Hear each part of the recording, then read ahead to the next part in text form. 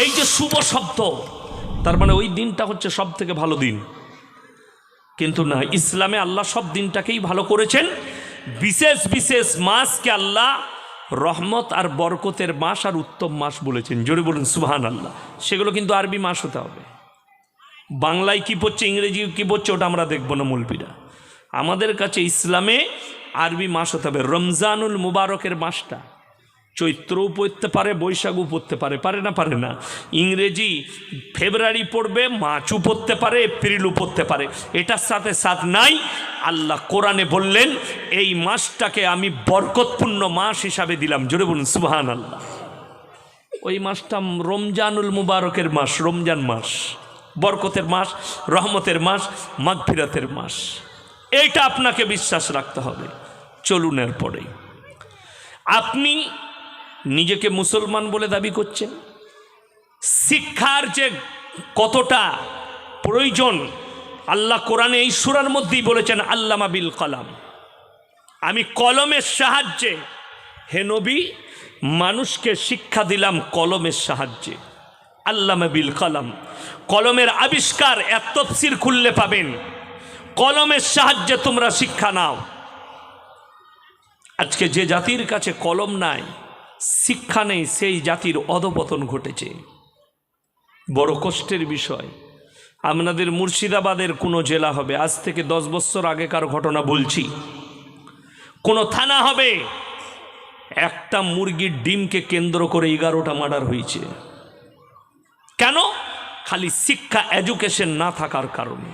না দিনী শিক্ষা, না দুনিয়াবি শিক্ষা, কোনোটাই এর কাছে নেই। মুসলমান হারাম হালাল কতটা বুঝেছেন। আজকে আপনাকে ছুটতে হয় মৌলবীর কাছে, হুজুরের কাছে। হুজুর, ইয়াসিন সাহেব এসছে, ভাই আমার বরকত হচ্ছে না কেন? আমি দোয়া করছি, কবুল হচ্ছে না কেন? শর্ত আছে না? দোয়া কবুলিয়াতের জন্য প্রথম শর্ত হচ্ছে হালাল খাবার। আপনি কি হালাল খাচ্ছেন? হালালটাই তো বুঝেন নাই, হারামটাই বুঝেননি। আমাদের বর্ধমানের অনেক ছেলে লরি চালায়, ট্রাক। আপনাদের মুর্শিদাবাদের ছেলে লরি ট্রাক চালায় না? চালায়। মুসলিমদের ছেলে হোটেলে দাঁড়িয়েছে, শুনেলেন মুসলমান হারাম হালাল কি বুঝেছে। কেন বলছি? দিনী শিক্ষার প্রয়োজন। দাঁড়িয়ে হোটেলে ঢুকেই প্রথমে বললে, ভাই 1 বোতল মদ দে তো, মদ খেয়ে নিলে। এরপরে বলছে রুটি আর মুরগির মাংস কষা নিয়ে আয়।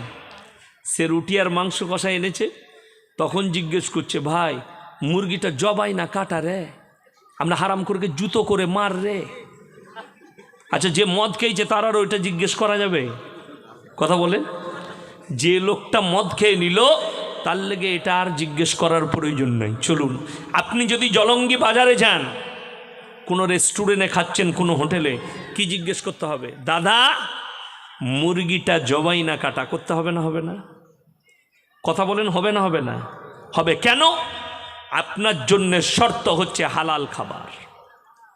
যে মুরগিটা কিনছেন হালাল কিনা, শুধু পয়সাটা হালাল হলে হবে না। চলুন, কি হালাল বুঝেছে মুসলমান শুনেলেন। সকালবেলায় বয়ান শুনে গেলেন, ইয়াসিন ভাই বর্ধমান থেকে এসে বলে গেলেন, জবাই করা মাংস খাবি, হালাল দেখে নিবি। দোকানে গিয়ে বলছেন, ভাই 1 কিলো জবাই করা মাংস দে তো, হালাল মাংস। কিনবেন আপনি হালাল মাংস জবাই করা, কিন্তু আবার টাকাটা সুদের। সেই একই মাল দাঁড়িয়ে গেল। কথাটা বুঝতে পারলেন না? পারেননি? হ্যাঁ। এরপর যদি আমি সুদ নিয়ে বলি, সকালবেলায় চায়ের দোকানে শুনতে পাবেন, ও বাজে হুজুর এনে লিবে। কারা? সুদখোর মাল কটা গাল দিবে। তো অসুবিধা কিচ্ছু নাই, গাল আমি এমনি খাই। যারা গাল দেয় তাদের লেগে দোয়া করে, আল্লাহ তুমি হিদায়াত দাও। চলুন, যদি বলেন সুদ, কোরআন বলছে ওয়াহাল্লাল্লাহুল বাইয়া ওয়া হাররামার রিবা। হে আমার নবী বলে দাও, ব্যবসাকে হালাল করেছি আর সুদকে হারাম করেছি। সুদকে হারাম করেছে। কেউ যদি 1 টাকা সুদ খায়, নিজের মায়ের সঙ্গে 36 বার জিনা করার সমান পাপ হবে। নাউজবিল্লাহ বলেন। আপনি সুদ খাচ্ছেন, সুদ ইসলামে জায়েজ না না জায়েজ? কথা বলেন। না জায়েজ, হারাম। ইসলামে বলা হয়েছে মায়ের সঙ্গে জিনা করা হবে কেউ যদি সুদ খায়। আর আপনি সুদ খেয়ে বলছেন জবাই করা মাংস দে, সেই একই মাল হারাম হয়ে গেল সুদের টাকা। ব্যবসাকে আল্লাহ হালাল করেছে, সারাদিন জলঙ্গি বাজারে সবজি বিক্রি করেছেন, 1000 টাকা রোজগার করেছেন, যে খাবারটা খাবেন কিনে, ডাল ভাত খান আর শাক ভাত, পয়সাটা হালাল, খাবারটা হালাল, সন্তানের মুখে হালাল খাবার তুলে দিয়েছেন, সেই সন্তানটা নেক সন্তান হবে। যারা নিজের সন্তানের মুখে হারাম খাবার তুলে দেয় সে কখনো নেক সন্তান হতে পারে না। লিখে নিয়ে যান। আপনি তো হারাম হালাল চিনতে পারলেন না। আমার মুসলমান ভাই, আমি এটাই চিনাতে চাইছি। যেমন বলে দিই, মৌলবীদের জন্য ফতোয়া দেওয়াটা খুব সহজ। চলুন, ইসলামে ঘুষ দেওয়া হারাম না হালাল? কথা বলে না? হারাম। ঘুষ দেওয়াটাও হারাম, নেওয়াটাও হারাম, দুটোই হারাম। যদি হারাম হয় তার ইনকাম কি হবে? কথা বলে না? ঘুষের ইনকামটা কি হবে? হারাম। ঘুষ দিয়েছে হারাম, সুদ হারাম, ঘুষ দেনেওয়ালাও হারাম খাচ্ছে, নেনেওয়ালাও হারাম খাচ্ছে। তো যারা ঘুষ দিয়ে চাকরি নিয়েছে তাদের পয়সাটা হালাল কি করে হতে পারে? একটা ফতোয়া নিয়ে আসুন। আমি তো এখন স্টেজে আছি, একটা মুক্তি নিয়ে আসুন। যারা ঘুষ দিয়ে চাকরি নিয়েছে তাদের চাকরির পয়সাটা হালাল বলে দিলে আমি বাইক ক্যামেরা ক্ষমা চেয়ে বাড়ি যাব। কোনো পৃথিবীর মুক্তি ফতোয়া দিবে না, সবাই হারাম ফতোয়া দিয়ে যাবে। কষ্টের বিষয় এটাই আপনার, যে আপনি তো হারাম হালাল বুঝতেই পারেননি। ঘুষ দিয়ে যারা চাকরি নিয়েছে, তুমি একজনের হক মেরেছো, 1 নম্বর পাপ। কিয়ামতের দিনে আটকে যাবে হক মারার জন্য, বান্দার হক মেরেছো। 2 নম্বর, ঘুষ দিয়ে চাকরি নিয়েছো, এটা একটা হারাম। এখানে তোমার ইনকাম হারাম হলো, ওখানে তুমি হকের জন্য আটকে যাবে। কিয়ামতের দিনে তোমার পার হওয়া দুষ্কার হয়ে যাবে, দুষ্কর হয়ে দাঁড়িয়ে যাবে। সুদ যারা খান তারা ইস্তেগফার করুন। চলুন আমার ভাই, আপনি নিজেকে মুমিন বলছেন, আপনি ইমানদার বলছেন, যাচাই করব আজকে। যারা এখানে আছেন, নামাজ পড়েন কিংবা পড়েন না, রোজা রাখেন কিংবা রাখেন না, শুনে যান। 5টা কথার ওপরে বিশ্বাস আর আমল করতে হবে। সবাই করবেন? জোরে বলুন ইনশাল্লাহ। কটা বললাম? 5টা। আমার আল্লাহ কোরআনে বলেছেন। এরপরে কোরআনে যাব আলোচনায়। মুসলমান ভাই, আপনি নিজেকে মুমিন বলে দাবি করছেন, শুনেলেন? কেউ যদি বলে এই পুরো গ্রামের মধ্যে আমি ছাড়া আর একটাও লোক ভালো লোক নাই, জানবেন ওই মালটা বেশি গোলমাল। কথাটা বুঝতে পেরেছেন না পারেন? যে বলবে আমার মতো নামাজি আমার গ্রামে কেউ নাই, জানবেন মালটা গোলমাল। না, ডিসকাস করুন। আমি বলে যাচ্ছি, আমার আল্লাহ কোরআনে দিয়েছেন 5টা শর্ত। এগুলো যারা মানবে, বিশ্বাস করবে, তারাই একমাত্র কামিয়াব হবে। কোরআন খুলুন, সূরায়ে বাকারা। কোন সূরা বললাম? সূরায়ে বাকারা। একবারই প্রথম, আলিফ লাম মিম যালিকাল কিতাবু লা রাইবা ফীহি হুদাল লিল মুত্তাকিন আল্লাযীনা ইউমিনুনা বিল গায়বি ওয়া ইউকিমুনাস সালাহ ওয়া মিম্মা রাযাকনাহুম ইউনফিকুন ওয়াল্লাযীনা ইউমিনুনা বিমা উনজিলা ইলাইকা ওয়া মা উনজিলা মিন ক্বাবলিক ওয়া বিল আখিরাতি হুম ইউকিনুন। আলিফ লাম মিম, আলিফ লাম মিম র, তসিন তসিন মিম ইয়াসিন কাফা ইয়া আইন সদ। কোরআনে যতগুলো এরকম হরুফ আছে এগুলোর নাম হচ্ছে হরুফে মুকাত্তাত। এর মানেটা আল্লাহ ছাড়া পৃথিবীর কেউ জানে না। আমি আল্লাহ কিয়ামতের দিনে আমার বান্দাদের সামনে বর্ণনা করব। জোরে বলুন সুবহানাল্লাহ। এর পরের আয়াত, যালিকাল কিতাবু লা রাইবা ফি। আমার এই কোরআনে বিন্দু মাত্র সন্দেহ নেই। কেউ সন্দেহ করবেন না, জোরে বলুন ইনশাআল্লাহ। বিন্দু মাত্র সন্দেহ নেই আমার এই কোরআনে। হুদাল্লিল মুত্তাকিন, যারা মুত্তাকি হবে, বিশ্বাসী হবে, তাদের জন্য আমার কোরআনে উপদেশে ভরা আছে। জোরে বলুন সুবহানাল্লাহ। আচ্ছা, শুধু মুসলিম ভাইরা কোরআন পড়ে না, অমুসলিম ভাইরাও পড়ে? অমুসলিম ভাইরাও পড়ে। কিন্তু কে কে পড়েছেন? হরেন নরেন গগেন নয়, এগুলো তো আলাদা। কবিগুরু রবীন্দ্রনাথ ঠাকুর কোরআন পড়েছেন, ঈশ্বরচন্দ্র বিদ্যাসাগর কোরআন পড়েছেন, বঙ্কিমচন্দ্র কোরআন পড়েছেন, আইনস্টাইন কোরআন পড়েছেন, শ্রীরামকৃষ্ণ কোরআন পড়েছেন, রাজা রামমোহন রায় কোরআন পড়েছেন। আল্লাহর কসম করে বলছি, এদের কোরআন পড়ার আপনার মসজিদে একজন মূর্খ মুসল্লির কোরআন পড়া আমার আল্লাহর কাছে আসমান আর জমিনের ফারাক আছে। এরা যখন পড়েছে জানার জন্য, মানার জন্য নয়।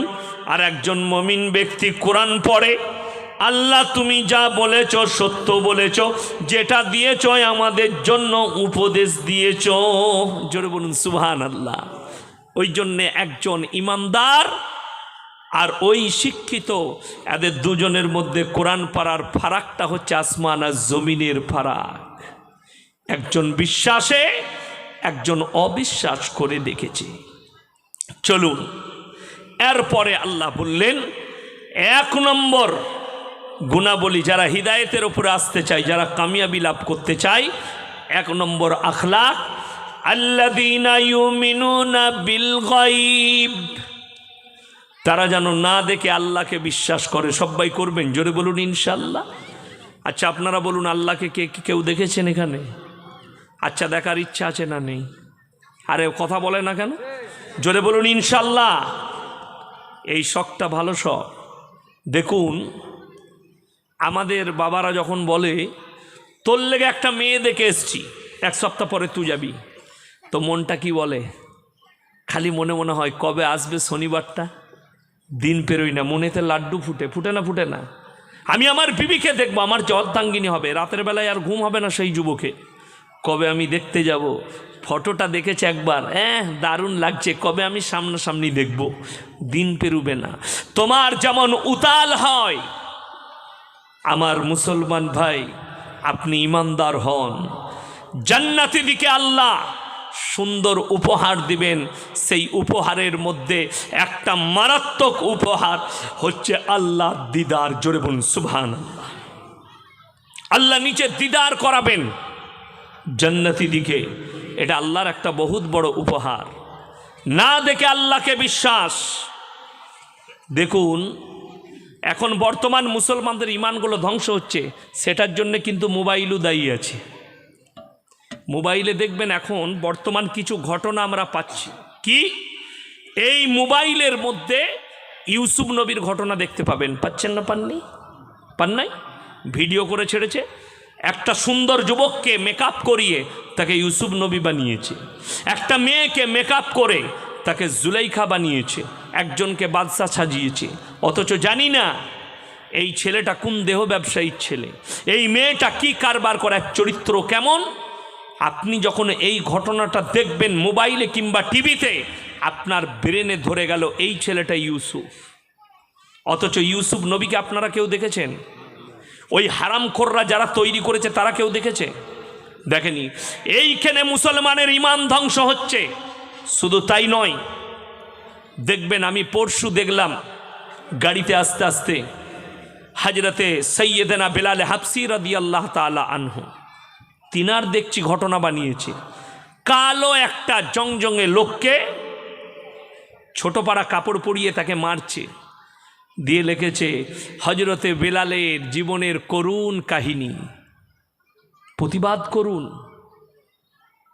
এটার বিরুদ্ধে আল্লাহ কিয়ামতের দিনে এই সমস্ত হারামখোরগুলোকে জাহান্নামের রাস্তা অতিক্রম করাবেন, যারা এইভাবে ইসলামকে ধ্বংস করতে চাইছে। অথচ আমরা বিশ্বাস করি না দেখে। সকলে জোরে বলুন ইনশাআল্লাহ। আমরা রাসূল সাল্লাল্লাহু আলাইহি সাল্লামকে আমরা দেখিনি, কিন্তু নিজের প্রাণের থেকেও বেশি মহব্বত করি না। তার নমুনা পাওয়া গেছে।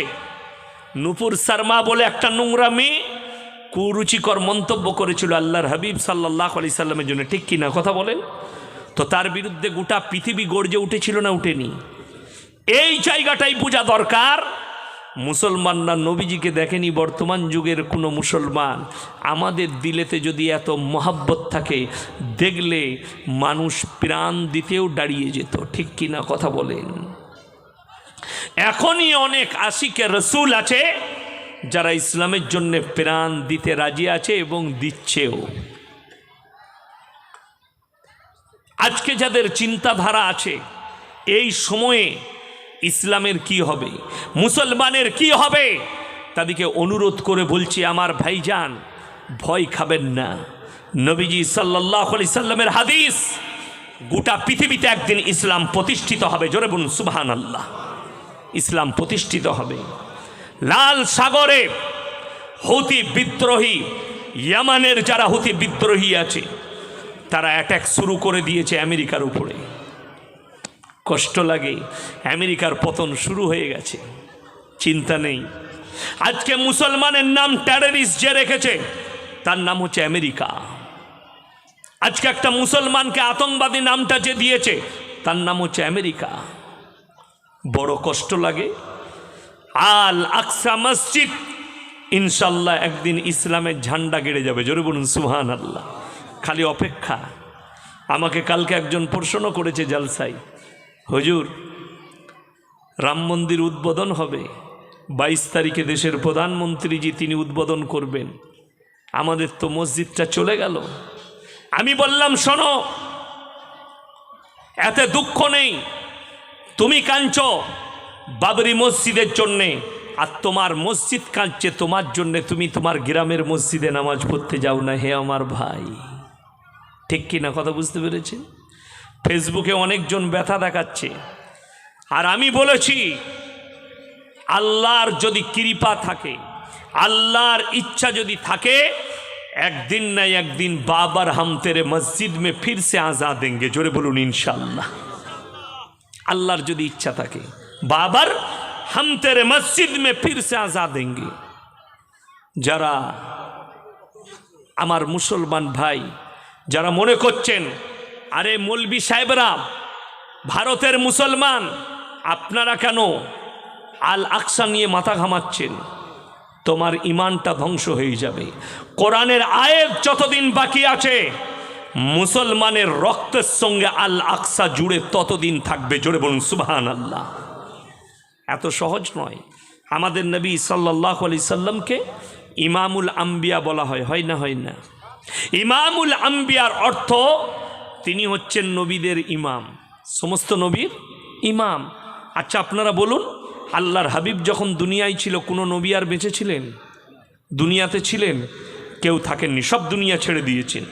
তাহলে ইমামুল আম্বিয়া কি করে হলেন আর কখন হলেন? কখন নবীর পেছনে তারা নামাজ পড়েছে? এটার জন্যই কোরআন।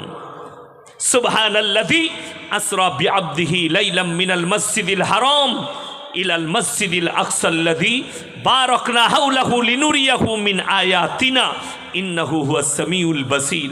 আল্লাহর হাবিবকে বেচন থেকে তুলে মসজিদে হারাম কে নিয়ে গেলেন? জিবরিল আমিন। মসজিদে হারাম থেকে মসজিদে আকসা, রিওয়ায়েতে আছে, ব্যাখ্যাকারীরা লিখেছেন, তাফসীর কারকরা, এই মসজিদে আকসায় এসে নবীজি সাল্লাল্লাহু আলাইহি সাল্লাম 2 রাকাত নামাজের ইমামতি করলেন এবং পৃথিবীর সমস্ত নবী পয়গম্বররা নবীজির পেছনে নামাজ আদায় করলেন। জোরে বলুন না সুবহানাল্লাহ। নবীজি হলেন ইমামুল আম্বিয়া। ওই জন্যে সবাই নিয়ত করুন, আমরা না দেখে আল্লাহকে বিশ্বাস করব। জোরে বলুন ইনশাআল্লাহ। এরপরে দ্বিতীয় নম্বর, ওয়ায়ুকিমুনাস সালাহ, এবং তারা যেন পাঞ্জেগানা নামাজ আদায় করে। হাত তুলে বলুন তো কে কে 5 ওয়াক্তের নামাজ পড়বেন? জোরে বলুন ইনশাআল্লাহ। সকলে জোরে বলুন ইনশাআল্লাহ। 5 ওয়াক্তের নামাজ পড়ুন। আমার নবীজি সাল্লাল্লাহু আলাইহি সাল্লামের হাদিস, যার নামাজ নেই তার ইসলাম নেই। আপনি নিজেকে মুসলমান বলে দাবি করছেন আর নামাজ পড়বেন না মানে? 5 ওয়াক্তের নামাজই হবেন না মানে? আপনি নিজেকে মুসলমান বলে দাবি করছেন। নবীজি সাল্লাল্লাহু আলাইহি সাল্লাম বললেন, যার মধ্যে নামাজ নাই তার মধ্যে ইসলাম নেই। যাদের মনে মনে হচ্ছে জীবনে অনেক পাপ করেছি, আল্লাহকে ক্ষমা করবেন, হুজুর নামাজ তো পড়তে চাই, মনে হয় মসজিদে যাই, জীবনে যা পাপ করে ফেলেছি এই পাপকে আল্লাহ ক্ষমা করবেন, তাদের কোরআন জানা নাই। ওই জন্য উলামাদের পাশে বসুন। কোরআনে আছে সূরা ফুরকান, ইল্লা মান তাবা وآمن وعمل عملا صالحا فأولئك يبدل الله سيئاتهم حسنات وكان الله غفورا رحيما। যারা তওবা করার মতো তওবা করবে, যারা ইস্তেগফারের মতো ইস্তেগফার করবে, আমি আল্লাহ রাব্বুল আলামিন পাহাড়ের মতো পাপগুলো নেকি দ্বারা বদলে দেবো। জোরে বলুন সুবহানাল্লাহ। আপনি যদি সমুদ্রের পানির ফেনার মতো পাপ করেন, আল্লাহ অতগুলোই নেকি দান করবেন ক্ষমা দিয়ে। এটা আমার আল্লাহর ওয়াদা। জোরে বলুন সুবহানাল্লাহ। আপনি নামাজ পড়বেন, নামাজ পড়লে কি লাভ? আমাদের দেশের অনেক লোক আমাদেরকে অভিযোগ করে, হুজুর নামাজ কি করে পড়ব? আমার গ্রামের লোক চুরিও করে নামাজ পড়ে, আমার গ্রামের লোক জিনা করে নামাজ পড়ে, আমার গ্রামের লোক সুদ খায় নামাজ পড়ে। জেনে নেন, কলম থাকে তা নোট করুন, নামাজি কখনো চোর লয়, চোর নামাজি সেজে যায়। নামাজি কখনো জিনাখোর লয়, জিনাকারী নামাজি সেজে যায়। খুব ভালো করে বুঝবেন, নামাজি কখনো সুদখোর লয়, সুদখোর নিজের পাপ ঢাকার জন্যে মসজিদে গিয়ে নামাজ আদায় করে। তা না হলে কেউ যদি দিল থেকে নামাজ পড়ে, কোরআন বলছে ইন্নাস সালাতা তানহা আনিল ফাহশাই ওয়াল মুনকার, নিশ্চয় নামাজ এমন একটা ইবাদত, মানুষ যখন নামাজ পড়ে, নামাজ তাদেরকে আস্তে আস্তে খারাপ কাজ থেকে সরিয়ে ভালো কাজের দিকে নিয়ে যায়। জোরে বলুন সুবহানাল্লাহ। আপনি বিপদ থেকে বেঁচে যাবেন। যাদের মনে হচ্ছে পাপ মুক্ত জীবন গড়তে পারছি না, আমার মুসলমান ভাই, পাপ মুক্ত জীবন গড়ে দিতে পারবেন কখন? 40 দিন টানা তাহাজ্জুদের নামাজ পড়ে আল্লাহর কাছে কাঁদুন নিরালাই, আল্লাহ পাপ মুক্ত জীবন গড়ে দাও। আমার নবী বিশ্ব নবী বললেন ফাইন্নাহু ইয়ারাক, তোমরা নামাজে দাঁড়ালে মনে মনে ভাববে আমি আল্লাহকে দেখতে পাই বা না পাই, আমার আল্লাহ আমাকে অবশ্যই দেখছেন। এটা মনে মনে ভাববেন, আমি আল্লাহকে দেখতে পাই বা না পাই, আমার আল্লাহ আমাকে অবশ্যই দেখছেন। ফাইন্নাহু ইয়ারাক, মনে মনে ভাববে। নামাজে দাঁড়িয়ে নামাজের মধ্যে মনোযোগ আসবে। এটা 2 নম্বর গেল। নামাজ কেউ ছাড়বেন না। জোরে বলুন ইনশাআল্লাহ।